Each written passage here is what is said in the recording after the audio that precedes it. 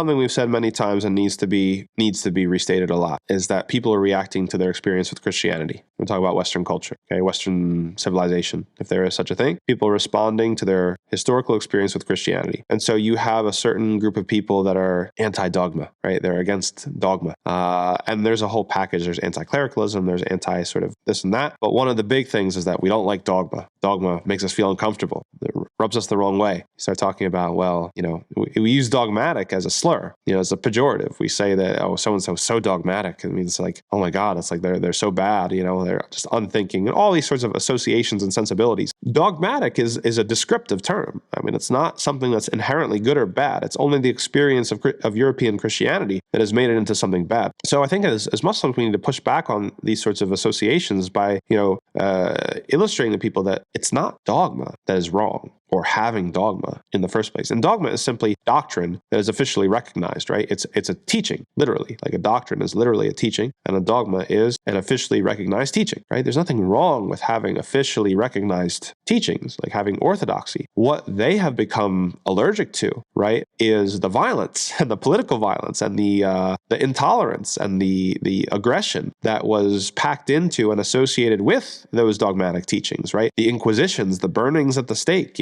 all these sorts of crazy things that happen in European Christianity that didn't happen in Islam or in Muslim history, right? So you don't throw the baby out with the bathwater, as they say, right? And a lot of Western responses to these things are exactly that. It's an overcorrection or an overreaction to these sorts of things. So yeah, we need to push back. We said, listen, everybody has dogma. Everybody has doctrine. If you're a queer theorist, if you're a liberal, if you're a progressive, if you're whatever, you have your own sort of principles. Love is love. Isn't that a principle? Isn't that a dogma? Right? Of course it is. Right? And so it's not that dogma is a bad thing, okay? But it's everything that's associated with that. And we need to start having more honest and specific conversations about, okay, which dogmas are good and which dogmas are not, or when is dogma weaponized and politicized in a certain way that it becomes problematic. These things that are actually intelligent conversations, instead of just being like, oh my God, dogma, like, that's so bad. Islam is so dogmatic. Well, chances are whatever you believe is at least as dogmatic as Islam.